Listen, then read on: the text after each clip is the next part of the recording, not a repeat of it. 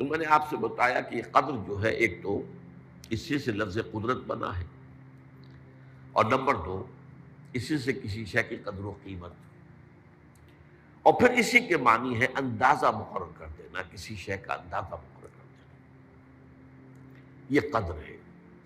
اللہ نے ہر چیز کا ایک اندازہ مقرر کر دیا ہے، اور قدر مقادیر، مشکات شریف میں ایک پورا باب ہے ایمان بالقدر، اس کا عنوان ہے صحیح معنی میں۔ تو پہلی حدیث کیا ہے؟ مسلم شریف کی روایت ہے، عن عبداللہ ابن عمرو بن العاص رضی اللہ تعالی عنہما۔ حضرت عمرو بن العاص جو بڑے سرداران قریش میں سے تھے، بڑے سیاستدان تھے اور بڑے بہادر انسان بھی تھے، ان کے بیٹے ہیں عبداللہ۔ اور بڑی دلچسپی کی بات یہ ہے کہ باپ اور بیٹے کے مزاج میں بود المشرقین تھا، وہ تھے جنگجو اور سیاستدان اور بڑے سرداروں میں سے، یہ تھے انتہائی زاہد و عابد، انتہائی زاہد و عابد۔ انہی کے بارے میں آتا ہے پوری پوری رات کھڑے رہتے تھے نوافل میں، اور ہر روز روزہ رکھتے تھے، جس پر حضور نے یوں کہنا چاہیے کہ ڈانٹ پلائی۔ آپ کو اطلاع ہوئی، آپ نے بلایا، یا عبداللہ اولم اخبر انک تقوم اللیل و تصوم النہار تصوم الدہر، کیا مجھے یہ خبر نہیں دی گئی ہے؟ یعنی مجھے یہ خبر ملی ہے کہ تم پوری رات کھڑے رہتے ہو، نماز پڑھتے ہو، تم ہر روز روزہ رکھتے ہو، اب کیا کرتے؟ بلا یا رسول اللہ، جھوٹ بولنے کا تو یارہ ہے ہی نہیں، اور ہو بھی نہیں سکتا۔ فرمایا لا تفعل، سختی سے روکا۔ وہ عبداللہ ابن عمرو ابن العاص رضی اللہ تعالیٰ عنہما اس کے راوی ہیں، قال قال رسول اللہ صلی اللہ علیہ وسلم کتب اللہ مقادیر الخلائق قبل ان یخلق السماوات والارض ب50 الف سنہ۔ اللہ تعالیٰ نے مقداریں اور تقدیریں، ابھی دو الفاظ میں بولوں گا تاکہ آپ کے ذہن میں بات رہے، معین کر دی تھی، لکھ دی تھی آسمانوں اور زمین کی تخلیق سے 50,000 سال قبل۔ یہ ہے قدر، ہر چیز کی ایک تقدیر جو ہے وہ معین ہوئی ہے۔ اب آئیے اس میں کتاب سے مراد کیا ہے؟ جو آیت میں نے دوسرے نمبر پر پڑھی آج، سورہ حدید کی آیت، ما اصاب من مصیبۃ فی الارض ولا فی انفسکم الا فی کتاب من قبل ان نبرأ۔ کتاب سے مراد کیا؟ نہیں پڑتی تم پر کوئی مصیبت، کوئی تکلیف، نہ زمین میں نہ تمہاری جانوں میں۔ زمین میں سیلاب کا آ جانا، زلزلے کا آ جانا، کوئی اور اس طرح کی عمومی ہلاکت کا آ جانا، عمومی تکلیف کا آ جانا۔ تمہاری جان میں اچانک جو ہے تشخیص ہو گیا کینسر ہے، اچھے بنے تھے، ٹھیک ٹھاک چل رہے تھے، تو معمولی سی تکلیف ہوئی، انویسٹیگیشن کیا تو معلوم ہوا تو کینسر ہے، اور وہ کافی بڑھ چکا ہے۔ لیکن جو شے بھی آتی ہے، چاہے تمہاری جان پر آئے چاہے زمین پر آئے، وہ ایک کتاب میں لکھی ہوئی موجود ہے، اس سے پہلے کہ ہم اسے ظاہر کریں۔ یہ تمہیں مشکل نظر آئے گا، ان ذالک علی اللہ یسیر، یہ اللہ پر بہت آسان ہے، بہت آسان ہے، اللہ کا علم کامل ہے۔ تو معلوم ایک بات جان لیجئے کہ حقیقت کتاب سے مراد اللہ کا علم قدیم ہے۔ اللہ کا علم حادث نہیں ہے، معاذ اللہ ثم معاذ اللہ، کہ کوئی شے ہوئی تو اس کے علم میں آئی۔ یہ ہمارے ہاں بعض گمراہ فرقوں کا عقیدہ ہے، اسے بدع کہتے ہیں، کہ اللہ کے علم میں بدع بھی ہے، یعنی کسی واقعے کے ظہور کے بعد اس پر کسی شے کا منکشف ہونا، معاذ اللہ ثم معاذ اللہ، یہ شان خداوندی سے بہت بڑی ہے۔ وہ تو عالم ما کان و ما یکون ہے، جو بھی کچھ تھا اور رہا ہے آج تک ہمیشہ سے ہے، اور جو بھی کچھ ہوگا وہ سب اس کے علم میں آن واحد میں موجود ہے۔ آن واحد، یہ آن واحد کے لفظ کو اچھی طرح سمجھ لیجیے۔ مجھے سب سے پہلے تجربہ ہوا تھا، یہ سن میرا خیال ہے کہ 67-68 کی بات ہے، میں نے پہلا ہفائی سفر کیا تھا لاہور سے کراچی۔ اس وقت فوکر چلتا تھا، فوکر فرینڈ شپ، چھوٹا جہاز کے چڑیا والا، اور کرایہ 90 روپے تھا نائٹ کوچ کا۔ آج آپ تصور کیجیے. تو میں چونکہ مجھے جغرافیہ سے دلچسپی ہے اور فوکس زیادہ اونچا نہیں ہوتا، تو میں دیکھتا جا رہا تھا کھڑکی سے، اس وقت ہم کہاں پہنچ گئے، اب کہاں پہنچ گئے. اب جو روشنیاں نظر آ رہی ہیں کس شہر کی ہیں؟ یہ اکاڑے کی آ گئی، یہ ساہیوال کی آ گئی، یہ آگے اور آگے آئی. ایک دم میں نے دیکھا کہ 3 شہروں کی روشنیاں میں ایک وقت دیکھ رہا ہوں. لودھرا، بہاولپور، سماسٹا. مجھے خیال آیا کہ جب میں ٹرین سے سفر کرتا ہوں، کراچی جاتا ہوں، تو لودھرا پہنچتا ہوں تو میں سمجھتا ہوں کہ ابھی بہاولپور آدھا گھنٹے بعد آئے گا. وہ مستقبل کی شے ہے میرے لیے. بہاولپور پہنچتا ہوں تو لودھرا میرے لیے ماضی کی بات بن جاتی ہے. آدھے گھنٹے پہلے لودھرا آیا تھا، اور آدھے گھنٹے کے بعد جو ہے سماسٹا آئے گا. وہ میرے لیے مستقبل بن گیا، لودھرا ماضی بن گیا. لیکن اس بلندی پر میں بیک وقت دیکھ رہا ہوں لودھرا کو بھی اور بہاولپور کو بھی اور سماسٹا. یہ معاملہ جو ہے اس کو 1 ملین بلین سے ضرب دے لیجئے. اللہ تعالیٰ اس بلند مقام سے دیکھ رہا ہے جہاں اس کے مشاہدے میں، اس کے علم میں ماضی اور مستقبل کا کوئی سوال ہی نہیں. آنے واحد، آنے واحد، آنے واحد. تو یہ در حقیقت کتاب جسے کہا گیا قرآن مجید میں بار بار بہت جگہوں پر آیا. تو یہ کتاب جو ہے در حقیقت اللہ تعالیٰ کا علم قدیم، اس میں سب کچھ موجود ہے، ہمیشہ سے موجود ہے، لکھا ہوا موجود ہے، اور کوئی غلط نہیں ہو سکتا. آگے چل کر گفتگو ہوگی اصل میں بعد میں کہ تقدیر کے جو عام عقیدے میں ہم تقدیر کہتے ہیں اس کے 2 پہلو ہیں. ایک پہلو ہے ما اصاب علی الانسان، جو کچھ انسان پر آتا ہے مصیبت، جیسے ابھی آیت میں نے پڑھی ما اصاب من مصیبت فی الارض ولا فی انفسکم. ہم ہر وقت زد میں ہیں، کوئی تکلیف آ گئی، کوئی مصیبت آ گئی، کوئی بیماری آ گئی، کوئی حادثہ ہو گیا، کوئی بچہ فوت ہو گیا، کوئی عزیز جو ہے وہ فوت ہو گیا. یہ ہر وقت حوادث ہے. تو جو بھی کچھ پیش آتا ہے وہ علم خداوندی میں ہمیشہ سے تھا.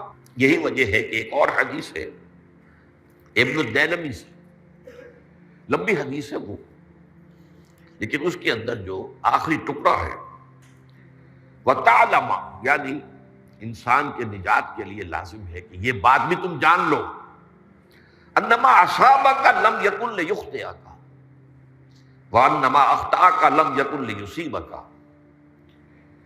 ولو مت علی غیر ھذا. اگر تم اس کے سوا کسی صورت پر ہوگے تو جہنم میں داخل ہو جاؤ گے، لدخلت النار. یہ جان لو کہ جو چیز تم پر آئی وہ آنی ہی آنی تھی. دیکھیے ہوتا کیا ہے، کاش کہ میں اگر یوں کر لیتا تو یہ نہ ہوتا. بس یہی ایمان بالقدر کے منافی ہے. جو ہوا ہے وہ اللہ تعالیٰ کے ہاں تو پہلے سے طے تھا، ہونا ہی تھا. تمہاری کوئی تدبیر، کاش کہ میں اس وقت یہ کر لیتا. یہ لا، اسی لیے ایک حدیث میں الفاظ آئے ہیں ان کلمۃ لا تفتح عمل الشیطان. اس لا سے، کاش، اس سے شیطانی عمل شروع ہو جاتا. کاش کہ یہ ہو جاتا، کاش میں یہ نہ کرتا، کاش کہ ہو جاتا. تو یہ نہیں. تعلم انما اصابک لم یکن لیخطئک. تو جان لے اس بات کو کہ جو چیز تم پر آئی ہے وہ ہرگز ٹلنے والی نہیں تھی. کوئی تدبیر تم کر لیتے، کوئی کسی وقت کوئی ہیلا کر لیتے، کوئی تم قدم اٹھا لیتے، کچھ بھی کر لیتے، وہ تو آنی ہی آنی تھی. وما انما اخطاک، جو چیز تم سے چھوٹ گئی، رہ گئی، نہیں ملی. ایک ویکنسی ایڈورٹائز ہوئی تھی، آپ نے بھی درخواست دی تھی، آپ کو نہیں ملی. اب آپ ہو کاش کہ میں نے فلاں سے سفارش کرا لی ہوتی. بس گئے. تو جو چیز چھوٹ گئی وہ چھوٹ جانی ہی تھی.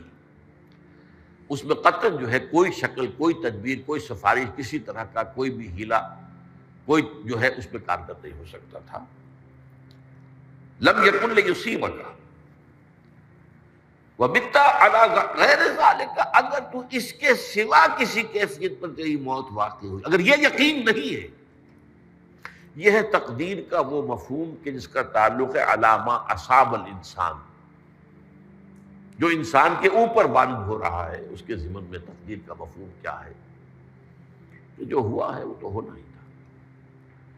اس میں تو کسی شک و شبے کی گنجائش نہیں، بالکل اللہ تعالیٰ کا فیصلہ ہے۔ البتہ در حقیقت ایک دوسرا پہلو ہے، ما یفعل الانسان، وہ جو انسان کرتا ہے۔ یہاں آ کر یہ تقدیر کا مسئلہ بہت ٹیڑھا ہو جاتا ہے۔ آیا میرے اندر کوئی اختیار بھی ہے کہ نہیں؟ Do I have any free choice؟ یا ہر شخص پہلے سے طے ہے؟ تقدیر کا ایک عام مفہوم یہ ہے، اور اس مفہوم میں بھی بعض روایات بھی ہیں جو اس کی تائید کرتی ہیں کہ ہر چیز پہلے سے طے ہے، لکھی ہوئی ہے۔ اور یہ جو حدیث ہم نے ابھی پڑھی ہے، یہ گویا کہ اس کی ایک مثال ہے کہ وہ جو لکھ دیا گیا تھا، فرشتے نے لکھ دیا تھا، رحم مادر میں لکھ دیا تھا، شقی و سعید، یہ بدبخت ہے یا سعادت مند ہے۔ تو ایک شخص پوری عمر نیکی کے کام کرتا رہا،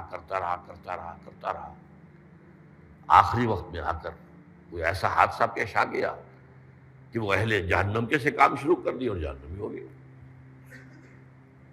یا ایک شخص ساری عمر جو ہے جہنمیوں کے سے کام کرتا ہے، آخری وقت میں آ کر کوئی ایسی توفیق ملی، کچھ ایسا معاملہ ہو گیا، توبہ کر لی اور اس نے جو ہے اہل جنت کے سے اعمال شروع کر دی، ضرورت ہو گئی۔ تو یہ جو ہے علامہ اصابک کا علیحدہ بات ہے، اور علامہ یفعل الانسان، انسان کیا کرتا ہے، اس میں اس کی قدرت کتنی ہے۔ اور یہ ہمارے ہاں فلسفے کا بڑا مشکل موضوع ہے، اسی کا نام ہے جبر و قدر۔ ہمارے اسلاف میں بھی کچھ لوگ ایسے ہیں متکلمین میں سے، دیکھیے ہمارے ہاں ایک وہ لوگ ہیں کہ جو اس پر قناعت کرتے ہیں کہ جو اللہ نے کہہ دیا اور رسول نے کہہ دیا، اس سے آگے ہم مین میخ نہیں نکالیں گے، وہ محفوظ راستے پر ہوتے ہیں۔ لیکن بہرحال انسان کو اللہ نے ایک عقل بھی دی ہے، اور یہ عقل سوالات اٹھاتی ہے، اور جو زیادہ ذہین انسان ہوتے ہیں ان کے اندر ان کی یہ مصیبت زیادہ ہوتی ہے، لہٰذا وہ تو سوچتے ہیں، کچھ نہ کچھ غور و فکر کرتے ہیں، بات سمجھنے کی کوشش کرتے ہیں۔ اس میں اب ہمارے ہاں دو طبقے ہو گئے، جبریہ قدریہ۔ ایک نقطہ نظر یہ ہے کہ انسان مجبور محض، کوئی اختیار نہیں، اور ایک یہ ہے کہ انسان قادر مطلق ہے، جو چاہتا ہے اپنے فیصلے میں مختار مطلق ہے، تو فیصلہ کرتا ہے۔ انہیں قدریہ کہتے ہیں۔ تو جبریہ اور قدریہ ان کی بحثیں ہمارے یہاں، یہ وہی تقدیر کا مسئلہ جو میں نے کہا تھا، بحثوں میں آ کر الجھ جائے، آج تک حل نہیں ہوا، حل ہو سکتا ہی نہیں۔ اب اس کے ضمن میں علامہ اقبال کا ایک شعر آپ کو سناتا ہوں، وہ بہت اچھا لگتا ہے، بہت خوبصورت لگتا ہے شعر ہونے کے اعتبار سے۔ تقدیر کے پابند جمادات و نباتات، مومن صرف اللہ کے احکام کا پابند۔ اس میں انسان سے پابندی کی نفی کر دی گئی ہے، وہ صرف پابند ہے اللہ کے احکام کا۔ نتیجے کے اعتبار سے تو جو یہ شعر کہہ رہا ہے جو بات، وہ صحیح ہے، پابندی اصل جو ہے وہ اللہ کے احکام کی ہے، لیکن یہ کہ تقدیر کی پابندی سے انسان بھی پوری طرح آزاد نہیں ہے۔ یہ سمجھ لینا کہ یہ جمادات و نباتات ہی کا معاملہ، یہ غلط ہے، یہ مبالغہ ہے۔ ظاہر بات ہے کہ شاعر جو ہے، شاعر مبالغے سے بچ نہیں سکتا، چاہے وہ علامہ اقبال ہی ہو، کوئی بھی ہو۔ تو اسی لیے سورہ شعراء کے اندر جو عام شعراء کی جو صفات بیان ہوئی ہیں وہ آپ کے ذہن میں آ گئی ہوگی۔ مبالغہ کرتے ہیں، فی کل واد یہیمون انہم یقولون ما لا یفعلون، وہ کہتے بھی وہ کچھ ہے جو کرتے نہیں ہیں، اور یہ بات تو علامہ اقبال پر بھی چشمہ ہوتی ہے۔ بہرحال یہ شعر ذرا پھر نوٹ کیجئے، تقدیر کے پابند جمادات و نباتات، مومن صرف اللہ کے احکام کا، کوئی بات صحیح نہیں ہے۔ انسان بہت سے اعتبارات سے مجبور ہے۔ سب سے پہلے جو ہے انسان کے اندر ایک تقدیر نوعی ہے، نوع انسان۔ چھوٹی سی چڑیا اڑتی پھرتی ہے، انسان نہیں اڑ سکتا، آپ نے ٹھیک ہے مشین ایجاد کر لی، جہاز ایجاد کر لیا، آپ دوڑ رہے ہیں 500 آدمی اور سینکڑوں من سامان لے کر جو ہے وہ جا رہا ہے، 747 ہو یا 757 ہو، یہ کر لیا ٹھیک ہے، خود نہیں اڑ سکتے۔ اب کیا کریں گے آپ؟ یہ تقدیر نوعی ہے، سپیشیز، ہر سپیشیز کے لیے اللہ نے ایک اندازہ مقرر کر دیا ہے، اس اندازے ہی میں رہے گا، اس سے باہر نہیں جا سکتا۔ پھر ایک تقدیر شخصی ہے۔ اب دیکھیے تقدیر شخصی کیا ہے؟ بعض اوصاف و صفات ہمیں وراثتاً ملتے ہیں، وی ہیو نو چوائس۔ پہلے بھی یہ بات مانی جاتی تھی، آج جو ہے ذرا سائنٹیفک انداز میں ہم کہتے ہیں جینز میں چلا آ رہا ہے، اس جینز کو کوئی بدل سکتا ہے؟ جو جینز بھی آپ کو ملے اپنے والدین کی طرف سے، وہ آپ کی شخصیت کا ظاہر بات ہے کہ فیصلہ کن طرز پر اس کو ڈھال دیتے۔ جینز ہے، پابندی ہے۔ نمبر 2 یہ کہ خاص طور پر جو گھر کا ابتدائی ماحول ہوتا ہے، ماں کی گود اور ابتدائی گہوارہ گھر کا، اس کے جو اثرات مرتسم ہو جاتے ہیں شخصیت کے اوپر، وہ بھی بڑے مستقل ہوتے ہیں، پختہ ہوتے ہیں۔ ان دونوں چیزوں کو ضرب دے لیجئے، hereditary factors multiplied by environmental factors, اس سے مل کر ایک شے تیار ہوتی ہے جس کو قرآن کہتا ہے شاکلہ۔ قُلْ كُلٌّ يَعْمَلُ عَلَىٰ شَاكِلَتِهِ فَرَبُّكُمْ أَعْلَمُ بِمَنْ هُوَ أَهْدَىٰ سَبِيلًا، سورہ بنی اسرائیل۔ شاکلہ کسے کہتے ہیں؟ شاکلہ شکل دینے والی شے۔ آپ کو لوہا ڈھالنا ہے، کوئی خاص پرزہ بنانا ہے، اس کا پہلے سانچہ بناتے ہیں۔ لوہے کو پگھلا کے اس میں ڈالیں گے تو جیسا سانچہ ہوگا ویسا ہی لوہا جو ہے وہ شکل اختیار کرے، اسے شاکلہ کہتے ہیں۔ یہ شاکلہ جو ہے ہر انسان کا، اس سے باہر انسان نہیں جا سکتا۔ اس کے اندر سٹرگل ہوگی، اس کے اندر اس کی جد و جہد ہوگی، لیکن اس کا یہ مطلب نہیں ہے کہ اس کا کوئی فری چوائس ہے۔ فری چوائس ہے، لیکن وہ فری چوائس انہی حدود کے اندر کام کرے گا، اس سے باہر نہیں۔ اس بات کو مختلف احادیث میں حضور نے بہت خوبصورتی سے بیان کیا۔ ایک حدیث بڑی اہم ہے، بڑی اہم ہے۔ الناس کالمعادن، انسانوں کی مثال بھی معدنیات کی سی ہے۔ اب سونے کی معدنیات میں سے سونے کی جو اور ہے، اب پتہ نہیں اردو میں مجھے معلوم نہیں اور کا ترجمہ کیا کرتے ہیں عام طور پر، لیکن جانتے ہیں اور وہ کچی دھات جس سے کو صاف کر دیتے ہیں تو پھر وہ دھات جو ہے خالص شکل میں سامنے آ جاتی ہے۔ سونے کی اور سے سونا بنے گا، چاندی کی اور سے چاندی بنے گی، سونا تو نہیں بن سکتا، جتنا چاہے صاف کر لیں، وہ اور تو مستقل ہے۔ الناس کالمعادن خیارکم فی الجاہلیت خیارکم فی الاسلام، جو تم میں جاہلیت کے دور میں، پری اسلامک دور میں جو بہترین تھے، وہی اسلام میں آ کر بہترین ہوئے ہیں۔ وہ اور سونے کی تھی، وہ صاف ہو گئی ہے، اور سونا جو ہے وہ نکھر کر خالص سونا بن کر آ گیا ہے، اسلام نے صاف کر دیا۔ وہ چاندی کی اور تھی، اسلام نے اس کو صاف کر دیا ہے، وہ نکھر کر چمکتا ہوا جو ہے وہ چاندی بن گئی۔ لیکن یہ کہ اذا فقہوا، البتہ پھر اس میں ایک اضافہ کیا حضور نے، جبکہ ان کے اندر دین کا فہم داخل ہو جائے تو یہ کہ جو بہترین پہلے تھے وہی بہترین اب ہوں گے۔ اسلام لانے سے پہلے بھی بہترین ابو بکر تھے، اسلام لانے کے بعد بھی بہترین ابو بکر۔ حضور پر وحی سے پہلے بھی بہترین خاتون خدیجۃ الکبریٰ تھی، ایمان لانے کے بعد بھی بہترین خاتون خدیجۃ الکبریٰ۔ اور دوسری حدیث سنیے، عن ابی الدرداء رضی اللہ تعالی عنہ قال بینما نحن عند رسول اللہ صلی اللہ علیہ وسلم، اسی حال میں کہ ہم ایک روز ہم حضور کے پاس تھے، نتذاکرون ما یکون، اور ہم ذرا سوچ رہے تھے کیا کیا کچھ پیش آنے والا ہے دنیا میں. اذ قال رسول اللہ صلی اللہ علیہ وسلم، جبکہ حضور نے ہم سے ایک بات کہی، بڑی غور سے سنیے. اذا سمعتم بجبل انزال عن مکانہ فصدقوہ، اگر تم یہ سنو کہ کوئی پہاڑ اپنی جگہ سے ٹل گیا تو مان لینا.